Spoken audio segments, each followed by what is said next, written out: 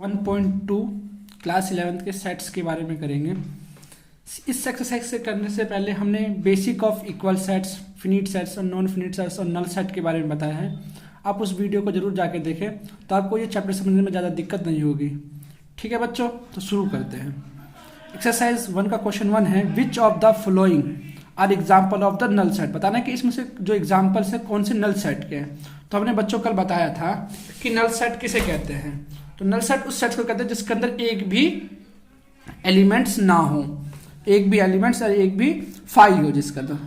ठीक है बच्चों, ऐसा हो तो हम कहते हैं set of odd natural number divisible by 2।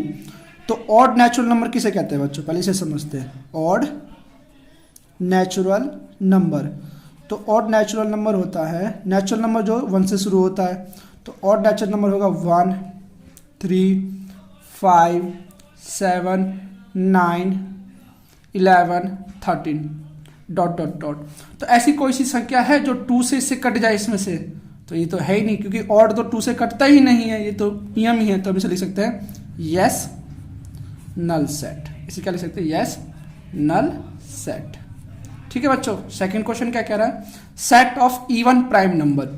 तो even prime number, prime number किसे कहते हैं बच्चों? प्राइम नंबर कहते हैं जो किसी के टेबल में नहीं आता, जो खुद से डिविजिबल हो, जैसे 2, 3, 5, 7, 11 ...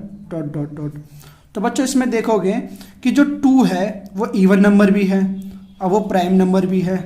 ये नल सेट हुआ नहीं बच्चों। इसका हम अगर सेट लिखना चाहें तो 2 लिख सकते हैं। तो ये मिडिल ब्रैकेट खाली नहीं रहा ना, तो इसे हम कह सकते हैं नो नल सेट। क्या लिख सकते हो बच्चों? No null set. ठीक है। इसी तरीके से थर्ड क्वेश्चन है कि x ratio x is a natural number, जो x जो है वो 5 से ग्रेटर देन होना चाहिए पर 7 से छोटा नंबर होना चाहिए। तो नेचुरल नंबर तो पता ही है, फिर से लिख देते हैं। नेचुरल नंबर होता है जो 1 से स्टार्ट होता है ना, पॉइंट्स में नहीं होने चाहिए। तो जैसे 1, 2, 3, 4, 5, 6, 7 ... अब ये कह रहा है, कंडीशन दे रहा है कि x 5 से बड़ा हो पर 7 से छोटा हो। तो इसके बीच में कोई नेचुरल नंबर है तो यस लिख दोगे, है। तो इसको 6 हो गया। तो जो मिडिल ब्रैकेट है वो एक भी खाली नहीं रहा, तो हम कहते हैं नो नल सेट। ये नल सेट नहीं है क्योंकि इसमें एक एलिमेंट आ गया है। ठीक है। इसी तरीके से कह रहा है कि y ratio y is a point of common to any 2 parallel lines. देखो बच्चों, पैरेलल लेंस किसे कहते हैं? पैरेलल लेंस जैसे ये मान लो AB है और ये CD है, CD है। तो ये कभी आप एक दूसरे को काटेंगे? कभी नहीं काटेंगे एक दूसरे को। तो इनके कॉमन पॉइंट बनेंगे? तो नहीं बनेंगे। तो हम लिख सकते हैं यस, लिखोगे यस नल सेट। क्या लिखोगे? Yes null set. ठीक है बच्चों। अब क्वेश्चन नंबर 2 पे आ जाते हैं।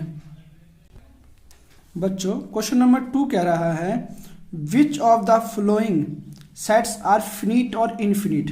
तो ये भी पता है कि फिनिट और इनफिनिट सेट्स किसे कहते हैं? फिनिट जिसके अंदर संख्या बिल्कुल निश्चित हो, कितनी ही होनी है, और इनफिनिट जिसके अंदर संख्या निश्चित ना हो कि कितनी भी हो सकती है, वो हमें पता नहीं है, अनलिमिट हो सकती है। तो जैसे पहला क्वेश्चन है, the set of month of a year. तो एक साल में कितने महीने होते हैं? तो एक साल में 12 महीने होते हैं। द सेट ऑफ मंथ, तो 12 महीने होते हैं तो फिक्स है, जैसे जनवरी, फरवरी, लास्ट में क्या होता है? दिसंबर। तो हम इसे क्या कह सकते हैं? फिनिट। इसे क्या कहते हैं? फिनिट, क्योंकि ये निश्चित है। क्या है? निश्चित है। इसे हम फिनिट सेट्स कह सकते हैं। ठीक है।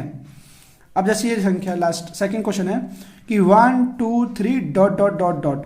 तो इसमें ये पता नहीं ये नेचुरल नंबर है, और नेचुरल नंबर कभी खत्म नहीं होता। क्या होता है? कभी खत्म नहीं हो सकता। तो हम इसे लिख सकते हैं इनफिनिट। क्या लिख सकते हैं? Infinite set. ठीक है बच्चों। थर्ड क्वेश्चन कह रहा है कि 1, 2, 3 ... 99 और 100। तो इसमें बच्चों लिखा हुआ है कि जो नेचुरल नंबर है वो अप टू 100 तक है।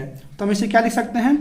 फिनिट सेट, क्योंकि इसमें निश्चित है कि 100 से ज़्यादा नहीं हो सकते, इसको हम गिन सकते हैं, इसलिए ये हो गया finite set. A set of positive integers greater than 100। अब बच्चों देखो, ग्रेटर देन पॉजिटिव इंटीजर तो क्या क्या हो सकता है? 100 हो सकता है, 101 हो सकता है, 102 हो सकता है, और ... तो कभी खत्म नहीं होगा क्योंकि इसके नेक्स्ट टर्म आते ही रहेंगे। उसमें अगर हम 1 प्लस करते चलें तो नेक्स्ट टर्म आते ही रहेंगे। तो इसे हम क्या लिख सकते हैं? इनफिनिट, क्या लिख सकते हैं, इनफिनिट सेट। ठीक है बच्चों। नेक्स्ट क्वेश्चन कह रहा है the set of prime number less than 99। तो प्राइम नंबर बताया था, प्राइम नंबर क्या होता है, वन नहीं होता प्राइम नंबर, 2 3 5 7 11 13 ... बच्चों लास्ट का डिजिट होता है 99, क्या होता है 97, ये होता है लास्ट का प्राइम नंबर। तो इसमें भी संख्या निश्चित है कि 97 से ज़्यादा नहीं हो सकता और इसे हम गिन सकते हैं। तो ये हो गया फिनिट, क्या हो गया, फिनिट सेट, जिसको हम गिन सकते हैं, जिसकी लास्ट की टर्म दे रखी हो उसे हम कह सकते हैं फिनिट सेट।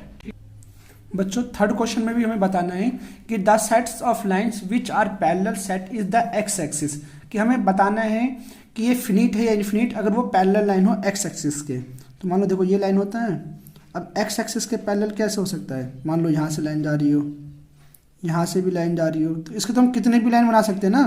तो ये हम लिख सकते हैं इनफिनिट, क्या लिख सकते हैं, ये एक्स एक्सिस होता है, ये माइनस का एक्स होता है, ये प्लस का वाई होता है और ये माइनस का वाई होता है। तो हम इसे लिखते हैं इनफिनिट, क्या लिख सकते हैं, इनफिनिट। ठीक है। The set of letter in the English alphabet, English alphabet में क्या कितने लेटर्स होते हैं, तो ये फिनिट है कि निश्चित है कि इंग्लिश अल्फ़ाबेट में A B C D ... last term है ना, हमें पता जेड, तो ये क्या हो गया फिनिट, क्या हो गया फिनिट। ठीक है। द सेट ऑफ, अगला question, the set of natural which are multiple of 5। तो मल्टीपल ऑफ 5 क्या होगा, मल्टीपल ऑफ 5 होगा 5 10 15 20 ... इसके लास्ट टर्म हमें पता नहीं है, तो हम इसे लिख सकते हैं इनफिनिट, क्या लिख सकते हैं फिर से, इनफिनिट नंबर। ठीक है बच्चों। अगला क्वेश्चन है the set of animals living on the earth, कि एनिमल्स जो जानवर जो रहते हैं अर्थ पे वो निश्चित है कि अनिश्चित हैं। तो हमने अधिकतर जानवरों को जो लिविंग ऑन अर्थ पे रहते हैं वो निश्चित ही हैं, हमने गिन लिए हैं, तो इसे हम लिख सकते हैं फिनिट सेट। ठीक है, क्या है ये, फिनिट सेट। अब है the set of circles is passing through the origin. अभी कह रहे कि एक सर्कल जो पासिंग थ्रू ओरिजिन इसके इक्वल हो, तो मतलब एक सर्कल ऐसे बन सकता है, एक सर्कल ऐसे बन सकता है, इस तरीके से भी सर्कल बन सकता है, तो इससे कितने भी हम सर्कल बना सकते हैं। तो ये लिख सकते हैं इनफिनिट, क्या लिख सकते हैं, इनफिनिट, क्योंकि एक पॉइंट से तो हम कई लाइन खींच सकते हैं, तो एक सर्कल भी कई बना सकते हैं।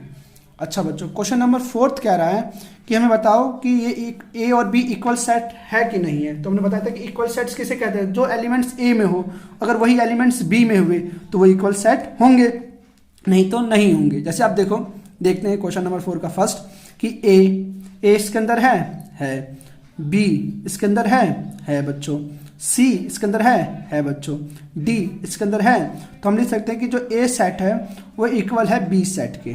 क्या है, ए सेट जो है वो इक्वल है बी सेट के। क्वेश्चन नंबर 2 बच्चों कह रहा है कि ए क्या है, 4 8 12 16, मतलब ये 4 का मल्टीपल है। अब इस क्वेश्चन में देखो 8 4 16 18, तो बच्चों ये देखना है कि जो 4 8 12 16 है वो उसमें है कि नहीं है। तो देखो अब जैसे 4 है, 8 है, 12 है, 12 इसके अंदर कहीं नहीं है, तो हम लिख सकते हैं कि ए नॉट इक्वल टू बी। इसका कहने का मतलब है कि ए इक्वल नहीं है बी के। थर्ड क्वेश्चन देखते हैं बच्चों। थर्ड क्वेश्चन कह रहा है कि 2 4 6 8 10, मतलब ये 2 का मल्टीपल है 5 10 तक, 5 10 तक है ना। अब बी इसे सेट बिल्डर फॉर्म में दिया हुआ है कि x ratio x is a positive even integer when x is 2 10 से छोटा होना चाहिए, x के बराबर होना चाहिए। तो ये इक्वल सेट है क्योंकि ये दोनों बराबर की ही बात कर रहे हैं। अगर हम इस b को रोस्टर फॉर्म में लिखेंगे तो हम समझा देते हैं आपको। रोस्टर फॉर्म में 10 से छोटा होना चाहिए इवन नंबर। इवन नंबर किसे कहते हैं, जैसे 2 4 6 8 और 10 भी होना चाहिए क्योंकि इक्वल का भी साइन है, इसका मतलब इक्वल या इससे स्मॉलर देन होना चाहिए। तो यहाँ 10 तो हम ले ही सकते हैं, ठीक है। तो ये ए और बी इक्वल है ना, इसलिए कह सकते हैं इसे इक्वल सेट। अब कह रहा है कि फोर्थ क्वेश्चन कह रहा है कि x ratio x is a multiple of 10, कि 10 का मल्टीपल होना चाहिए।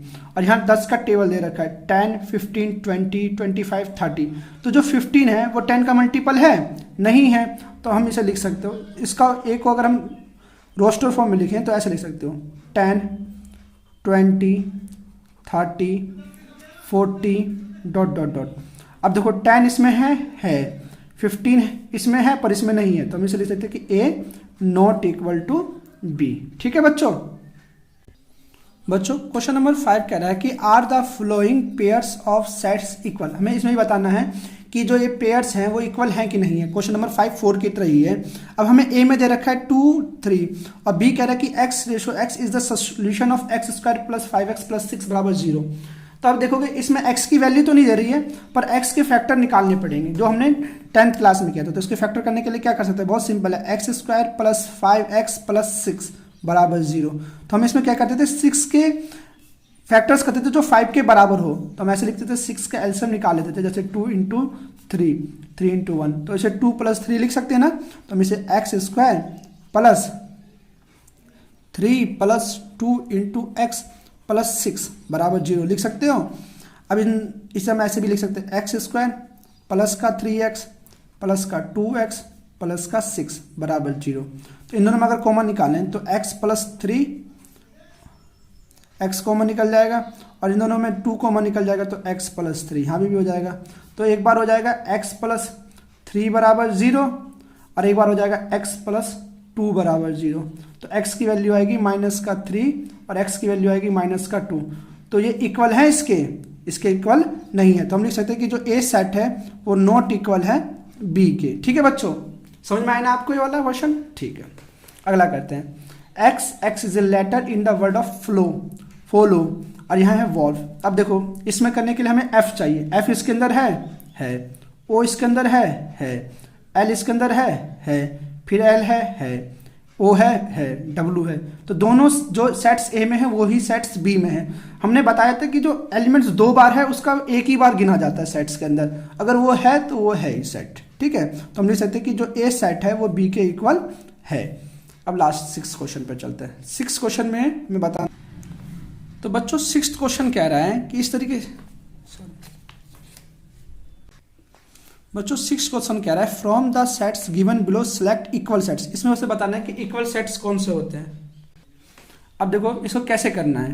देखो अब ए सेट्स में क्या क्या है, ए में है 2 4 8 12। अब हमें देखना है कि किसी भी सेट्स में 2 4 8 12 है। अब इसे 2 बी में देख लेते हैं, बी में 2 है 4 है 8 है तो नहीं, तो ए बी के साथ इक्वल सेट नहीं है। अब देखो हम लिख सकते हैं, ऐसे लिख देते हैं हम, ए इक्वल नहीं है बी के साथ, सिंपल करके चलता है। अब ए देखते हैं सी के साथ। देखो 2 है कहीं नहीं है, तो हम लिख सकते हैं कि ए इक्वल नहीं है सी के साथ भी। अब ए डी के साथ 2 है 4 है 8 है नहीं है, तो हम लिख सकते हैं कि जो ए सेट है वो इक्वल नहीं है डी के साथ। अब ए, तो ए है ई के साथ, तो माइनस का 2 तो है ही नहीं इसके अंदर, तो इसे भी लिख दोगे कि ए सेट इक्वल नहीं है ई के साथ। अब ए एफ के साथ तो हो ही नहीं सकता, 0 है, तो ए इक्वल नहीं है एफ के साथ भी। अब हम निकालेंगे ए जी के साथ, तो वो भी नहीं है, तो हम लिख सकते हैं कि ए इक्वल सेट नहीं है जी के साथ। अब ए एच के साथ वो भी नहीं है, तो ए इक्वल नहीं है एच के साथ। ऐसे आप कर सकते हो। ठीक है बच्चों, तो आप देखना है कि इक्वल सेट्स किसकी तरह, ऐसे बी का भी निकाल सकते हो, सी का, डी का, ई का। तो उतना ना करके हम सिंपल देखते हैं कि कौन किसके साथ इक्वल सेट्स हैं।